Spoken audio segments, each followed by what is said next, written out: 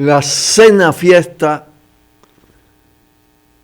por el cambio radical fue un éxito rotundo, rotundo de verdad. Miren ustedes cuántas adversidades. Ahí ustedes también, eso fue cuando comenzó, que tocaron el primer merengue, pero ahí mismo vino la lluvia, miren el piso. Entonces todo el mundo se quedó en sus asientos. Tuvimos que mudar, porque las adversidades fueron múltiples. Primero, el llamado Penco y su jefe Danilo decidieron casi ocupar la ciudad, porque ellos consideran que esto es de ellos. Montaron tribunas, montaron casetas por toda la zona colonial. Recuérdense que la cena se hace en el Codia, en la calle Padre Villini, casi esquina Arzobispo Meriño. Todo eso estaba copado desde la mañana. En la Mercedes no permitían ni siquiera pararse, y en una gran parte de las calles de la zona colonial. Encima de eso era la noche de los museos. La noche de los museos. Y había una afluencia fuera de lo normal en la zona colonial. Y encima de eso, lo que cayó en la ciudad por parte y en la propia ciudad colonial fue lo que llaman los venezolanos un solo palo de agua, que se reiteraba y se repetía. Pese a eso, la confluencia, la asistencia fue masiva. Tuvimos que sacar todas las mesas de la parte alrededor de la pista y ponerlas bajo techo. Todas las mesas se ocuparon, absolutamente todas. La concurrencia fue superior a la del año pasado y de otros años, a pesar de todas esas adversidades. Es el cambio radical derrotando el aguacero, derrotando toda la parafrenaria electoralista, la preparación por parte del PRM para la marcha de ayer, todo el tema del Penco y la situación que hay cada vez más difícil en la zona colonial los fines de semana, agravado por la noche de los museos. La cena se autofinanció plenamente. Es decir, pudimos pagar todos los gastos. Una comida excelente. Un conjunto musical de alta calidad que tocaba desde la tribuna, pero no se podía bailar porque el tema estaba, el agua no lo permitía. Sin embargo, mire, ahí hubo que vaciar todo eso y la gente tuvo que ir a la parte bajo techo, donde no se pueden tomar fotos, porque hay fotos de la panorámica, porque hay muchas columnas. A los dos lados y hacia acá, hacia la entrada del Codia. Eso fue cuando comenzó el primer merengue, salimos a bailar y ahí comenzó la gente a bailar, pero ni siquiera una sola pieza se pudo bailar por la cantidad de agua que cayó. Repito, un éxito rotundo, se demostró un poder de convocatoria, la gente no se quería ir, pasamos, esa es una foto con amigos muy queridos, pasamos de las 12 de la noche y ya entonces después de las 12 comenzó a disminuir mucho. Bueno, pasaban cosas como esta. El pianista y el piano de la orquesta tardaron en llegar hasta las 10 de la noche porque estaban metidos en un tapón. Y pasó así con algunos de los suministros, como el tema del hielo, que hay que renovarlo constantemente. Sin embargo, creo que prácticamente no debe haber queja, porque la verdad que había un estado de ánimo, una situación verdaderamente significativa que nos llena de orgullo a la izquierda revolucionaria, al grupo Mando, particularmente al movimiento camañista que viene de esa tradición con el Partido Comunista Dominicano de la fiesta de fin de año. Así que lo que habría que pensar, lo que hubiera sido esa fiesta si no pasan todas esas adversidades. Creo que no hubiéramos tenido sillas para alojar la cantidad de gente que fue. Por centenares, prácticamente alrededor de 500 personas fueron el sábado al CODIA a dar un respaldo a lo que ha sido ese esfuerzo y la determinación que tenemos, tal y como lo dijimos brevemente en la cena, de abrazar la idea de ese cambio radical, del proceso constituyente y de la solidaridad con los pueblos en lucha del continente. Así que nos felicitamos colectivamente. Pausamos y volvemos. Bien, aquí la realidad anda por un lado y la fantasía mediática por el otro. Resulta que las dos grandes actividades del sistema de partidos políticos, de los que encabezan los dos polos electorales, el PLD como partido de gobierno, muy menguado, muy acosado por un repudio grande de la sociedad, dividido, y la actividad del PRM, cabeza de una oposición donde la degradación moral tiene un peso enorme porque la nutre Leonel Fernández con su nuevo partido, contaminándolo todo, pero además el propio PRM con toda la herencia que viene también del clientelismo, de la corrupción, con el hecho de recibir a cualquiera como Amato Berrido, con figuras tan relevantes como el propio Jorge Mera siendo abogado del fantasma de Antena Latina, de esa gran estafa, y así cantidad de cosas. Ni hablar entonces los partidos satélites de Leonel Fernández, el grupo de Juntos Podemos, con los Peñaguaba, con los Wessing, con los Vinchos, con todo esto. Pues ese partido, el PRM y el PLD como partido de gobierno, hicieron dos actividades. Uno el sábado, de la cual comenzaba a hablar. Para encubrir sus debilidades lo que hicieron fue montar tribuna en todas partes. Y especialmente en la parte del casco colonial y de Ciudad Nueva, para, como todos los fines de semana, va mucha gente ahí por diferentes motivos, y era también el sábado a la noche de los museos, para esconder las propias debilidades. Igual, lo que hicieron fue caravana prácticamente, con muchos vehículos para abultar, porque aquí hay que decir las cosas como son. Aquí hay un proceso de declinación, de decadencia del sistema de partidos, incluso de los partidos fundamentales.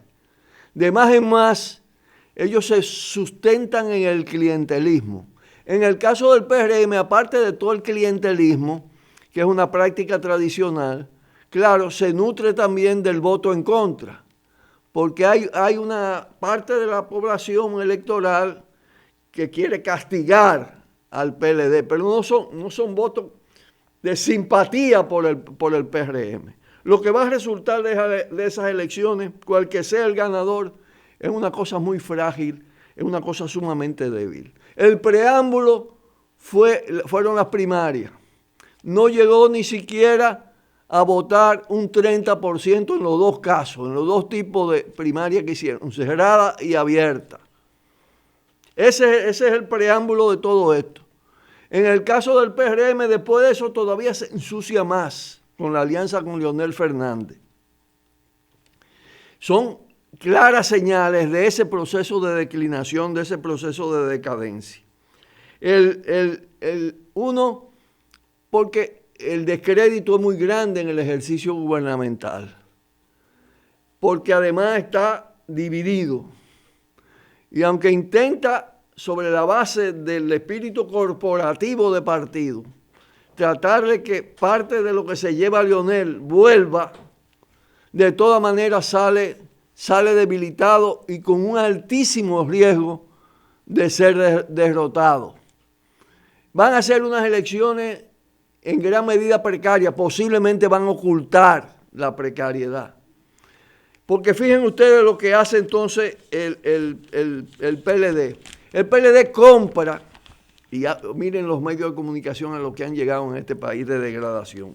Compra la primera página del Hoy, y es un anuncio pagado, pero con el Hoy arriba. Ese es el titular. PLD demuestra fuerza con masiva caravana en Santo Domingo. PLD demuestra fuerza. Y todo en la primera página del periódico es eso. Y luego entonces, en la página formal, que debió ser la primera página, ahí no aparece el PLD porque ya estuvo en la real, en la página real. Si no, ahí aparece entonces, abajo, aparece una parte de la caravanita de Leonel y de la caravana también deprimida de Abinader. Algo también muy significativo. Tienen que meter sus candidatos presidenciales, sus candidatos congresuales, que ni siquiera pudieran, tienen prohibido hacer campaña según la ley. La Junta lo permite todo, porque lo que quieren es presentar una imagen que no se corresponde con la realidad en cuanto al sistema de partido en la actualidad. Es decir, quien encabezó la marcha del PRM es Luis Abinader, el candidato presidencial. Y Faride, que es una candidata simpática. Pero no era una caminata para las elecciones congresuales ni presidenciales, era para las municipales. Ahí está Carolina, que es como un parcho mal pegado a última hora. Y la están tratando de insuflar a base de los otros. Eso son políticas de arrastre, aunque se haya prohibido el arrastre. Pero igual hace el PLD. Pone a Danilo, pone a Gonzalo para tratar de empujar la candidatura de Domingo y otras candidaturas municipales que ni siquiera la gente conoce. La mayor parte de los candidatos de aquí del Gran Santo Domingo, fuera del Distrito Nacional, la gente no sabe quiénes son. Es decir, están contando con el voto duro del partido y con la votación presidencial y de algunos congresistas para nutrir la debilidad. Así ha quedado este fin de semana. Un fin de semana importante, casi de cierre del año, para unas elecciones que en febrero, que serán en febrero la primera parte, las elecciones municipales. ¿Qué va a dar todo esto? Todo esto apunta hacia un grado de ilegitimidad de alto grado en cuanto a los resultados electorales, aparte de los conflictos. Ustedes van a ver la situación a nivel de elecciones municipales, con el tipo de alianzas que han hecho, con lo confusa que es esa situación, con lo tramposo que son todos. Reiteramos, desde la izquierda consecuente, la izquierda radical, la izquierda que propugna por el cambio radical, es decir, por arrancar de raíz el mal, por sustituir estas instituciones, por golpear fuertemente, arrinconar y debilitar ese sistema de partido. El tema fundamental, la vía para hacer eso es una vía de calle. Es un rechazo a la trampa electoral del 2020. Pausamos y volvemos. Cuidado. Tiro al blanco. Venezuela. Bien, pues hay que mirar hacia la parte occidental de la isla. Hay que ver lo que está pasando en Haití como producto de la imposición en las últimas décadas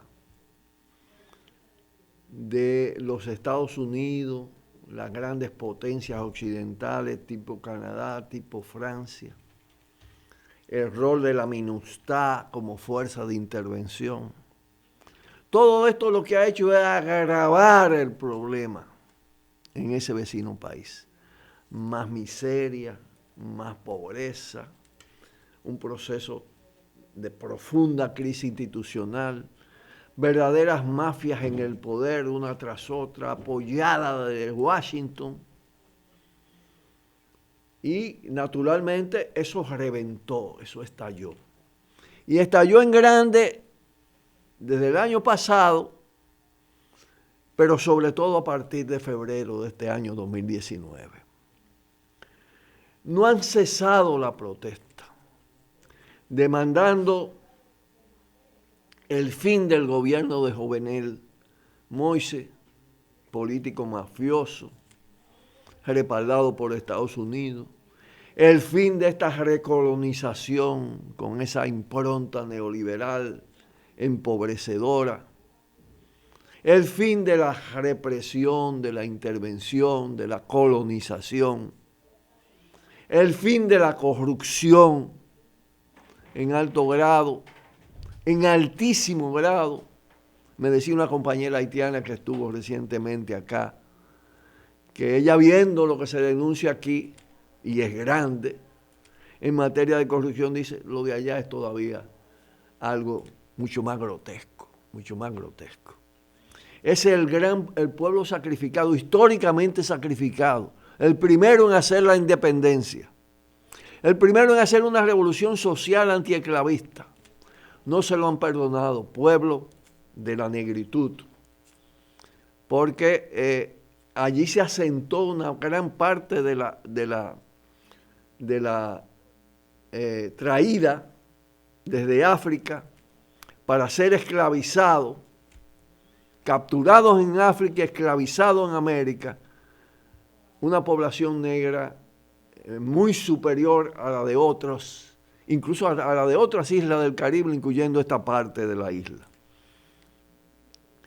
Y naturalmente, ese colonialismo, con ese tono de superioridad blanca, racista, que resulta ser en la sede de la metrópoli xenófoba frente a los procesos migratorios de aquí hacia allá, esa dominación colonial brutal que le obligó a pagar por la independencia enorme suma de dinero, que luego depreda los bosques para llevar las maderas preciosas, como se le decía, a los palacios europeos, que devasta prácticamente Haití. Entonces quieren culpar al pueblo haitiano pese a todo esto, y estigmatizarlo y desacreditarlo, y presentarlo como horda y como turba. Pero todo eso además para tratar de justificar una intervención militar masiva de nueva calaña en este presente. Todo parece indicar, por las señales que dan, los políticos perversos haitianos, aquí en República Dominicana, todo el coro anti-haitiano, la petición sistemática a lo que llaman la comunidad internacional, que es la comunidad de las grandes potencias capitalistas, a que ayude a Haití, pero ¿qué ayuda? Si lo que han hecho es joderla más como nación, es empobrecerla más, es entronizar en mayor grado todas las malas prácticas, con su ocupación, con su minustad, con sus gobiernos títeres. ¿Qué ayuda pueden brindar? Lo que quieren es ocupar. Porque además en Haití, ténganlo en cuenta, en el subsuelo hay grandes riquezas que ambicionan las grandes potencias. Incluso se habla de titanio, se habla de litio.